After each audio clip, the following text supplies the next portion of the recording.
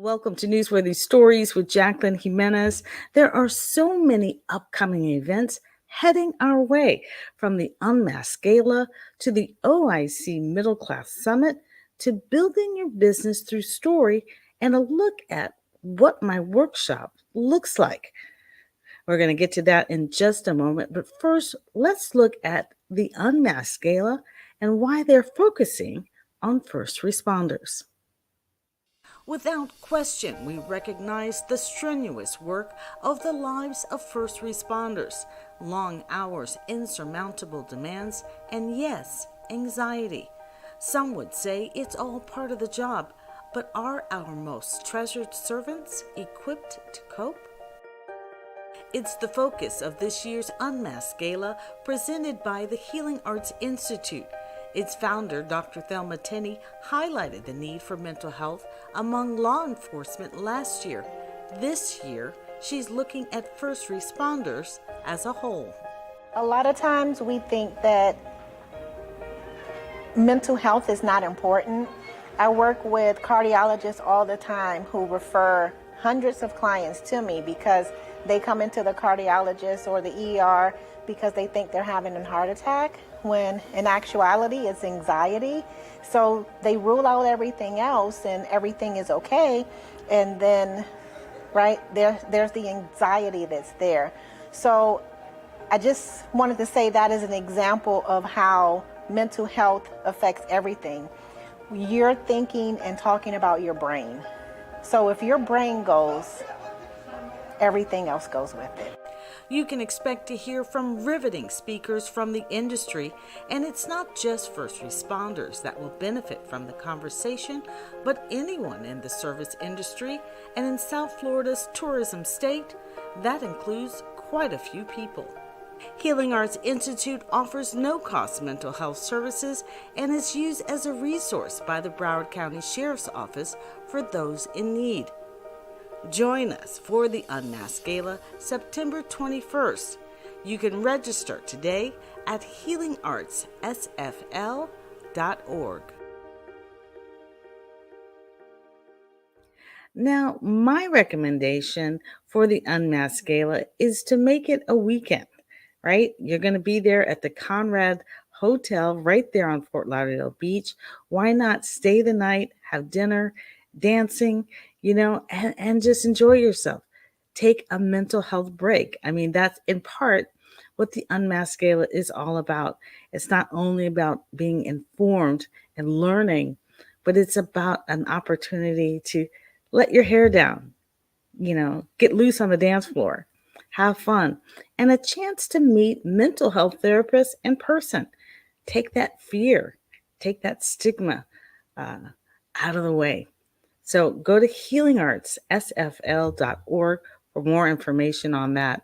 Now, I also want to bring to your attention that the OIC of South Florida is having their Middle Class Summit. I went to this a couple of years ago. It was phenomenal, blew me away. I covered that story, but I tell you what you will learn there is phenomenal. Here's a look at some of what happened last year. From the time you walked in the room, you knew something big was happening, as hundreds of difference makers from across the country filled the room in anticipation of Day 2 of the OIC South Florida Middle Class Summit. It was held at the Seminole Hard Rock in Hollywood, Florida. This clamoring of networking and collaboration came with one purpose in mind: to strengthen, increase, and discuss strongholds plaguing the middle class. Our core focus is to really foster a community where everybody have an opportunity for economic mobility. Hence, our participating and leading and driving this middle class summit, specifically entitled Building, Elevating, and Sustaining the Middle Class. Right now, everybody's feeling it, right? Whether it's at the gas pump, whether it's at the grocery store, whether it's the cost of health care, if you even have one, and not to mention the cost of housing, which is out of control. And so we want to convene leaders, politicians, policymakers, workforce professionals, and all community stakeholders to help find solutions that are actionable to reconcile this challenge we have in front of us. communities. This summit really typifies the issues at hand for the middle class. And it's so important that the summit really recognizes that it takes a community to solve the problem. Poverty is not a problem of just poor people, it's a problem of our community. Homelessness is not a homelessness problem, it's a problem for our community. And when you see the passion, compassion, and work that's being done by funders, people on the front line, and OIC is so proud to be a host and a convener of the community. What attracted the attendees to be a part of the Middle Class Summit? Our HAP OIC in Minnesota, what we would really benefit from other OICs throughout the nation, and especially the OIC here in South Florida, is truly, again, learning from those who have been on this journey for decades, learning from everybody, and truly being a partner who, though we may be states away from each other, can still support each other and use our voices in unity to fight for more resources. I recently formed a nonprofit organization called MIST Inc., and I seek to recruit and or take in aged out youth. So out of curiosity, I decided that I would attend this summit to educate myself on the thinkings of those that make the laws, that interact daily with individuals in low income and or poverty stricken area, so that I know what I will need for my business. So OIC does something that is critically important. It takes those who are underemployed and not necessarily employable and turns them into being employed, contributing citizens of our society. This OIC Middle Class Summit is the vision of a great visionary, and that is Newton Sannon, who is the CEO of OIC. And as an ICABA member, he represents exactly what ICABA is all about, and that is getting involved and supporting individuals who are leaders like him to be able to make an impact. And he represents ICABA in the very greatest tradition of what we've built, and we're looking forward to working with him and all the other members who are doing great things like Newton, so that we can take our communities to the very next level of economic empowerment, wealth creation, and leadership. OIC's President Newton Sannon leaving no stone unturned. Hello, I'm Marco Rubio, and it's an honor to represent our great state of Florida in the United States Senate. On the guest list, several members of Congress and local leaders. But what set the tone for the day was a slew of A-rated panelists with a passion for progress and transparency. Hi, I'm Terry Williams, and I'm President and Chief Operating Officer of One United Bank. We are the largest Black-owned bank in the country. We're located in Liberty City. We're located in our community, and sometimes that also makes a difference. All these programs that are available to our young people, it's getting the word out to them that these programs exist, and it's also identifying the businesses that will train our young people. One from the YMCA here today. There we go. Thank you. We have an extraordinary partnership among these 27 locations. This is our most recent one. In the heart of Sistrunk, 33311, for those who don't know, highest number of individuals in the state of Florida that are living in poverty under age of 18. We've parked ourselves in 10,000 square feet at this beautiful YMCA facility, and now people will literally look out of their homes and see Broward College.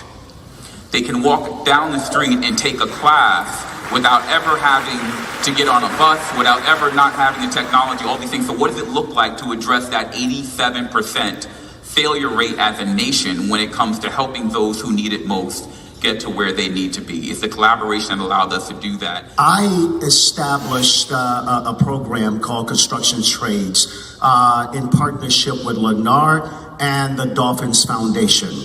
In this particular program, it's an 11-week construction trade program where they learn skills in HVAC, plumbing, and electrical.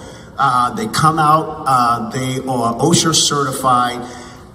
This program, part of what we're doing is not only helping them, one, position themselves for greater employability, but I want them to learn how to be able to go on and create their own businesses. We ultimately ended up with 6 zip codes in Broward County that are our most economically distressed. Between Miami, Broward, and Palm Beach, there were 100,000 young men between the ages of 16 and 24 that were not working and not going to school. Just totally checked out of the system. But how do we go about getting those 100,000 young men, all different races, back into the system and wanting to work? So what I heard was there are a lot of resources.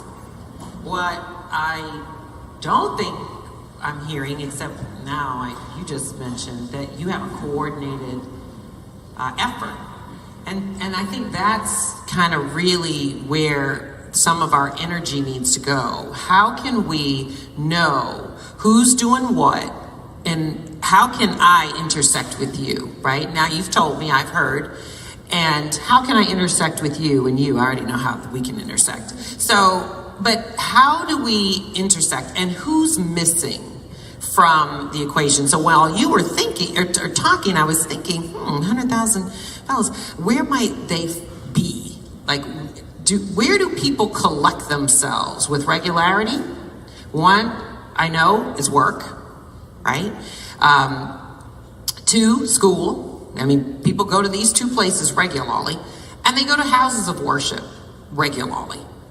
So, what role can the faith community play in what we're working on, this skills gap challenge? There were so many astonishing factors and statistics discussed by the panelists that you might not expect impacted the middle class. Then the panel for criminal justice took the stage, which could have had a summit of their own. There was a hush in the room as they began to share, and something special did happen. We are trying to do the things that some of these other offices are now trying to get to do, which is recognize that everybody who breaks the law is not necessarily a criminal.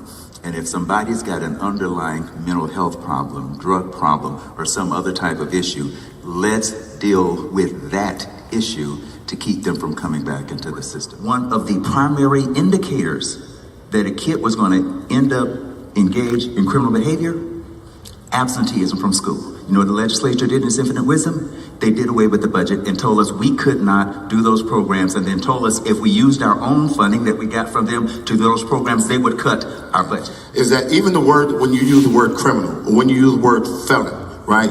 We have seen by just putting the word illegal in front of someone else that they automatically dehumanizes that individual, and there's less empathy for the plight of people that's trying to come to this country. At the end of the day, every human being that have served their time deserves an opportunity to successfully reintegrate back into their community. Period. Jasmine is 100% right. We have got to do right by the people who are getting out. Because if we want to be safe and we want them to have productive lives, we have got to eliminate so many barriers. There's so many barriers.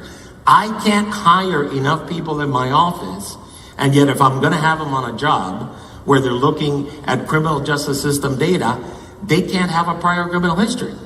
So I'm precluded from hiring the type of people that will know how to deal better with my clients than the people who have never been through the system. But I can't hire them. Imagine if there was a point in time where my budget could be half, the state attorney budget could be half, because we figured out how to help people in their community without criminalizing their behavior. So I'm happy to say, in that 58,000 square feet facility that's on 5.3 acres of land that we pay $1 a year for, right? We have OIC that has a space in that facility that deal with reentry and training. We have Career Source South Florida that deal with job placement. And then we have the Circle of Brotherhood, right? That had the audacity to be convicted felons to reach out to the major police departments in Miami-Dade County to train them in our facility. So all of the cadets that come through the city of Miami and Miami-Dade County Police Department have to come to our facility for a full day of training. So let me leave out the Public Defender's Office. So we train new lawyers in the police office, Public Defender's Office. We train cadets in Miami-Dade County in the city of Miami, right? So they have to come to our facility and be trained by men who have been incarcerated so they can hear their side of the story. And I'm telling you, when they come there and when they leave, it's a totally different story. We're proud to announce that we'll be the first state attorney's office in the state of Florida, one of the first state attorney's offices throughout the country, or prosecutorial offices in the country, that we're actually going to partner with the Public Defender's Office. We're going to partner with OIC. Thank you to Mr. Newton Sannon, CEO and President. We're creating a diversion program that is going to be geared toward those people that may fall in that gray area. So this program is titled the Economic Empowerment Today Diversion Program, where individuals who commit nonviolent felony offenses, and even some most third-degree offenses, and there will be some second-degree offenses, that we'll allow them to enter into the program, and with partnership with OIC, they'll get vocational training skills, they'll get job placement, and we start them along that line, along that journey of economic empowerment, a sense of worth, a sense of belonging, so they can be productive citizens of society. Yes, there are obstacles. Yes, there are perilous times. Yes, there are folks that are watching and waiting for an opportunity to cease and put it all to an end. But I can tell you there is conviction on this stage. There is conviction that we're going to do something better. But I'm asking y'all to be the force that pushes this forward. Because when they come and they try to roll it back, we need the community to come forward and stand next to us and help push this forward. We're going to sign here today in front of you all live. But what's important to know, because we have our funders, the U.S. Department of Labor here today, who gave us a $4 million grant for this effort, that in lieu of incarceration for nonviolent offenses, they'll have an opportunity to come to partner with the State Attorney's Office, Broward County State Attorney's Office, Public Defender's Office, and OIC to make sure we do different. So let's sign this.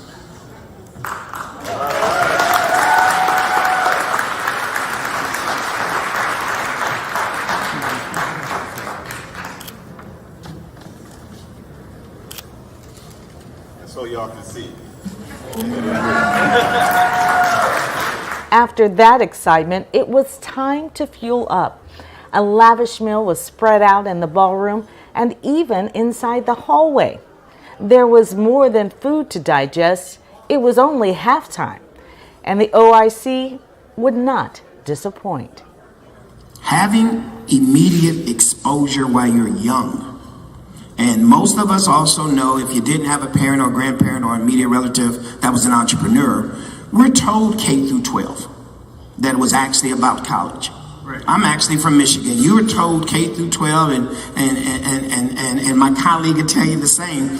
We were told K through 12 and maybe college, but we were K through 12, go to the factory. No one K through 12 told you about entrepreneurship. You're not ready to starve for it. If you're not ready to do whatever it takes to hustle for it, you're not going to eat and you will die in business. And that's the side that we don't share. We glamorize, go start your business, which is why you have a lot of small businesses who stay at that small level, because we just said, go out and do it. Go be an entrepreneur. Instead, there's more of us that probably should be focused on entrepreneurship, where in your professional worlds, right? You can be starting up, taking whatever skill set you have in your professional world and doing something in parallel with that, because entrepreneurship is not easy. There's an intention everywhere we go. Who needs our service? You have to understand that. And then what is that overall market? Is there enough money to be made and that you can inject yourself in that market and also make money, even though there are others in that market? So you have to do your research before you just launch your business. We think that it's a responsibility of financial services and financial institutions to create even just basic levels of service where people are not, hit with penalties, overdraft charges, below certain balance charges, things that just don't make any sense, because we know that some people are doing well and some people are living paycheck to paycheck. They shouldn't be penalized just to have a safe place to keep their money. I looked around, I didn't see enough local people attending Bitcoin 2021. I didn't see enough people that looked like me. So I went down to the city of Miami and met with Mayor Suarez and the Venture Miami team. And we was able to create Miami NFT Week. A lot of people don't know that I'm a co-founder of Miami NFT Week. And I did that for people that look like me. And we was able to have an incredible conference. We're coming back this year as well for Tech Week again, Tech Month.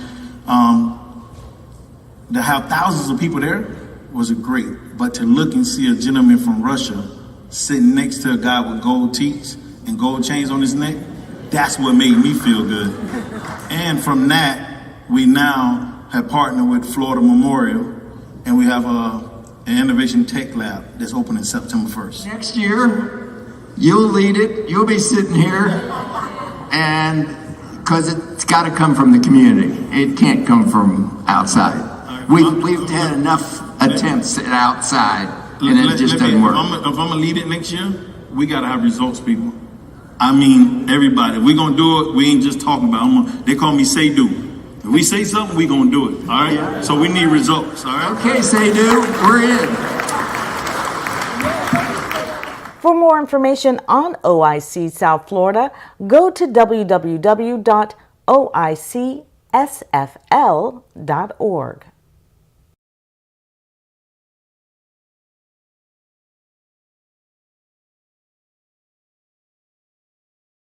And finally, I want to touch on growing your business through story. This is the core of what Newsworthy Stories does. It uses the same techniques that the newsroom uses to engage with a viewer, and that's what you should do on social media. And so I wanted to give you a little insight, a little look at what my introductory workshop looks like on how to get television news coverage for television and social media. And so you get a lot of stories about murder, you get a lot of stories about crime, weather, politics, and the reason why you get those stories is not because that's what news wants to cover. You know why you get those stories? It's because those stories are easily accessible to the newsroom. They are easy to verify. Trust me, anytime there's a big story that has nothing to do with crime or murder, they're going to cover it all day. Because all of a sudden, right, there's no murders or accidents or anything on those days. Big weather days, where are all the murders and accidents? Oh, they're still happening, but that's not what they really want to cover. Anytime there's a big football or big, opening, they would rather cover community-based stories because that impacts the community, and they don't want to do negative every day. The problem is nobody's sending them the stories. Okay, so my job as a producer, selfish producer, what I'm doing now is I'm teaching businesses how to identify those stories so that you will share them with the newsroom. So not only have I been a news producer all these years, I've always been a freelance producer. And why that's important to you is because most of that time I was producing corporate videos. So now I tell it like a news story, but I highlight it like a corporate video. All the way through these stories that you've been watching on social media, Angelina is filled with websites along the bottom, things scrolling. I'm telling you, what their messaging. Number one, when you tell a story on social media, you own the messaging. The media doesn't. That's huge. When news comes to cover you from your local ABC, NBC, CBS, Fox affiliate, they own the messaging. Yes, Angelina. No, I think it's good to, take advantage of owning a story versus having the media cover it because they give it different spin. Not only that, as they are bound by commercials, okay? So when news comes to do a story about you, they usually only have a minute 15, minute 30, generally speaking, because commercials only allow for about 20 minutes of news, and then you've got weather and sports, and weather and sports takes a chunk out of that too. That breaking news is so important, right? Because breaking news says we have something that's exclusive. We have something that's happening right now, and we want to be known for bringing it to the community first. That's why breaking news is so important to them. They want to be first. They want to be the go-to people for the community, because what people don't recognize is that news is really a service organization. They operate just like a nonprofit. Nonprofits have sponsors, right, that pay the bills, or donors. News has a commercial. The only product they have is the story. And that's what I did. I was a salesperson. Didn't realize I was in sales, but I was. As a producer, it was my job to sell every story. Make sure that angle of the story would connect with people. That's what you want to think. The most powerful marketing tool you have is your phone. 100%. I have been getting news coverage with my telephone, and I teach businesses. I even have a masterclass on how to shoot video that you can share with the media with a press release, and they will cover it. Why? Because they just don't have enough camera crews to get around to all the stories, some of these other stories that we really like, right? They love those stories too, but they just don't have enough camera crews to go around and cover them. So one of the first things I'm going to tell you, the most powerful thing for, do not shoot like this for television, horizontally. When you shoot it vertically, what happens? You see that black on both sides. It's so annoying, okay? It just doesn't look professional. But if you shoot it horizontally, no one at home is going to know that your video was shot on your phone. And news kind of likes that. They don't want to tell everybody we're using your phone video, okay? Unless they have to. They do use phone video a lot now, but you have to keep that in mind, because this is your number one marketing tool. And I tell people, your phone goes with you everywhere you go, but your marketing department doesn't. You want to show whatever is strongest about what you do and whatever you love most. Don't be all over the place. Decide who you're going to be and start there and blast it. You know what I mean? Because for me, people keep trying to make me a PR person because I'm very good at generating news coverage. But I'm good at generating news coverage because of this, because of what you're doing today. Because I know media inside and out. I know strategy. I know how to tell you how to get from point A to point B. I know how to turn a story that sounds like a commercial, because that's what's happening. Most businesses and nonprofits even, they're so used to selling themselves that when they send a press release, they sound like commercials.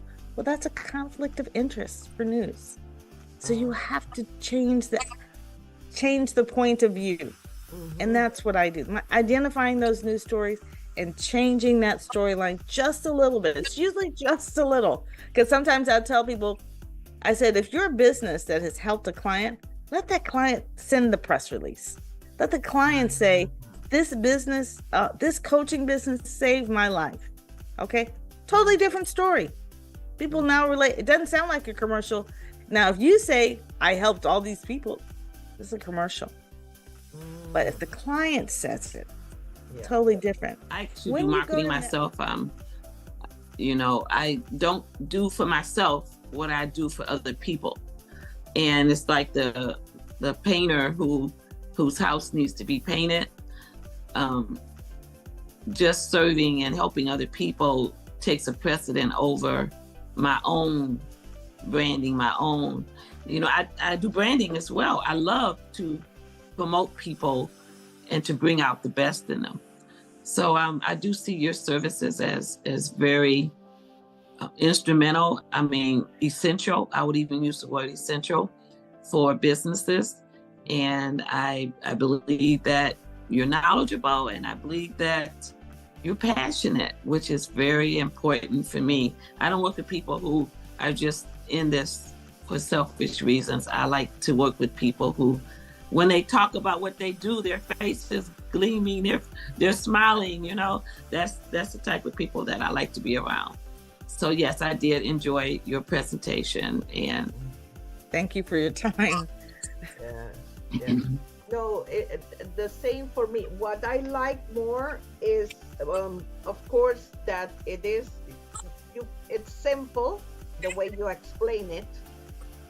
However, it is, of course, you have been doing, and like I told you before, I see your growth and your expansion and your passion as well. So for me, going into kind of having the mindset to be taking pictures and to be talking. A lot of times when I'm at events, especially networking, I don't know what to say if I were to go on camera. So it's like being prepared, the mindset to make sure I'm on camera as much as possible, so I'll be able to post it and let people get to know me more. That's so it's and the story, I have to improve my story, and You just need to tell it. Your story, nobody can tell you how to tell you who you are, right? Yeah. Your story is original. So Yeah. your story doesn't need improving. You just need to share it. Yeah, okay.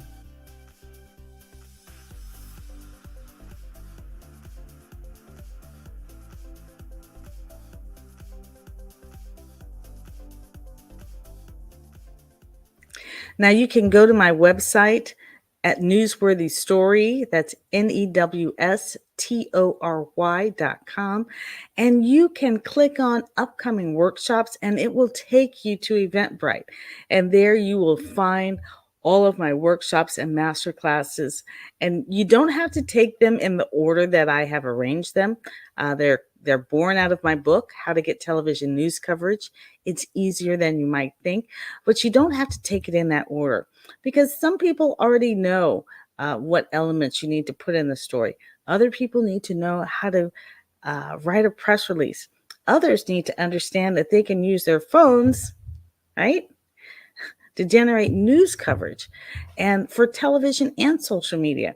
The digital news stations also thrive on phone video. So let me show you how to grow your business through story by taking one of the workshops and masterclasses, and all of them come with my handbook, How to Get Television News Coverage. It's easier than you might think. Go into this fourth quarter strong. Do something that you've never done, and you won't be disappointed. So I look forward to seeing you at some of the events we talked about. The Unmasked Gala, the OIC Middle Class Summit, and of course, the workshops and masterclasses.